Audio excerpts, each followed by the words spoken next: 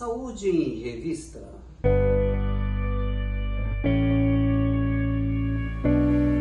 Olá, amigos, está no ar Saúde em Revista, o programa feito especialmente para você, trazendo notícias, esclarecimentos, desvendando mitos e verdades quando o assunto é saúde. E você que não é inscrito no canal, se inscreva e ative o sininho para receber as notificações de toda vez que houver uma nova postagem. E hoje nós vamos conversar sobre dislexia.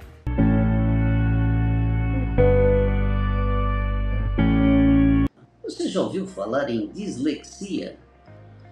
Pois é, você já deve ter visto ou ouvido falar naquelas crianças que têm dificuldade no aprendizado, que normalmente trocam palavras, que não conseguem ler, não conseguem copiar da lousa alguma coisa ou do livro, por mais que seja orientado, que tente fazer isso de uma forma pausada, acabam sistematicamente tendo esses problemas de trocas de palavras, não conseguem, por exemplo, ler um livro até o final, começam a ler um livro e logo se desanimam porque na realidade acabam não entendendo o que estão lendo.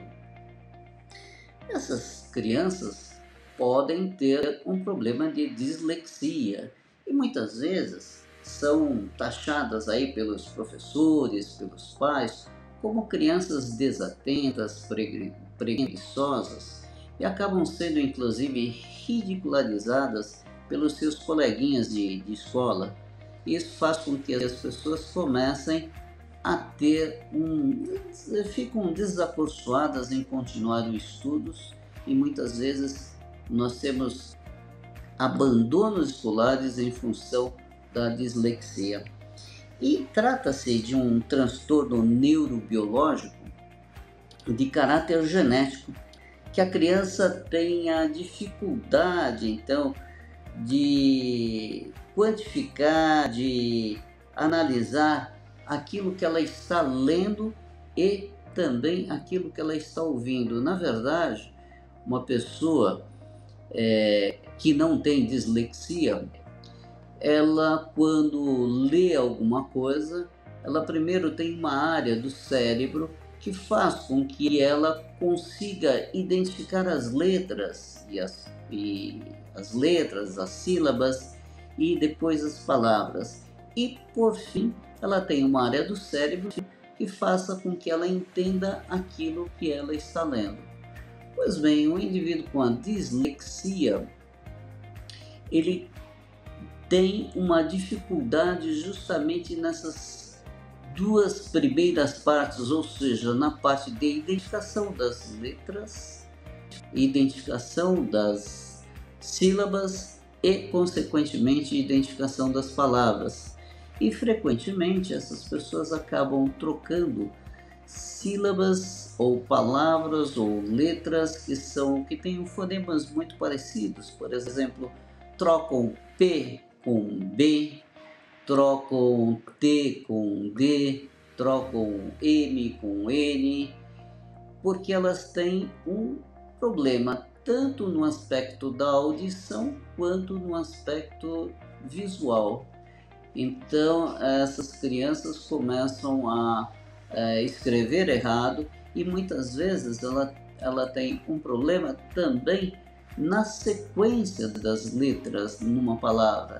Então, por exemplo, camarão, falam caramão, ou macarrão, maracão, enfim, acabam tendo esse tipo de deficiência.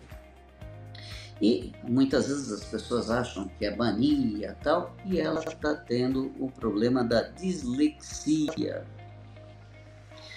O disléxico, ele apresenta algumas características que podem ser indícios da dislexia, né? Então aí o professor, ou então em casa, o pessoal começa a ver que é uma criança mais desatenta, é uma criança que tem dificuldade em reconhecer rimas, dificuldades em aprender aí uma canção, atraso na coordenação motora, tem dificuldades então na escrita, troca, como eu falei, frequentemente palavras, sílabas, e aí então começam a ficarem desanimadas porque acabam tendo menor desempenho nas atividades escolares e acabam tendo um atraso no seu desenvolvimento. E assim, o quanto antes essas crianças sejam diagnosticadas com dislexia e quanto mais precocemente se instituir o tratamento adequado, que seria o acompanhamento aí com neurologistas, com psicólogos, fonoaudiologistas, psicopedagogos, que fazem um trabalho no sentido de elas começarem a ter um aprendizado com esta forma um pouco diferente de abordagem, elas podem muito frequentemente superarem essas suas deficiências e acompanhar perfeitamente aí vamos dizer assim, o ritmo do conhecimento, podendo chegar inclusive à faculdade, pós-graduação e serem excelentes profissionais aí no futuro. Esses indivíduos apresentam uma dificuldade em geral no aprendizado, mas são pessoas muito criativas e inteligentes. O que nós precisamos entender é que essas pessoas, apesar de fugirem dos padrões da normalidade do aprendizado, quando elas estimuladas de forma adequada, elas podem inclusive serem profissionais aí no futuro com plena capacidade e em pé de igualdade com toda a população de um modo geral. Então é importante que nas escolas, principalmente os professores e os pais, fiquem atentos e quando perceberem alguma coisa a esse nível, que primeiro consultem um médico, porque essas crianças elas podem ter problemas orgânicos que podem eventualmente confundirem com dislexia. Então, por exemplo, se a pessoa tem um problema de audição ou um problema de visão, não enxergam adequadamente ou não escutam adequadamente, elas podem também ter esses problemas de trocar sílabas tal, e não necessariamente a dislexia. Podem ter algum outro problema de ordem neurológica ou até de ordem psicoemocional. E aí, claro que o tratamento é diferente de uma pessoa com dislexia com uma pessoa com problemas de ordem orgânica. Então é importante que o primeiro passo é isso, que passa com um médico para que ele faça o diagnóstico adequado. E aí sim, posteriormente, com o diagnóstico adequado, o acompanhamento com esses profissionais que são aí os psicólogos e o fonoaudiólogo e também o psicopedagogo. Isso, cada caso, cada indivíduo que tem uma maior dificuldade de uma determinada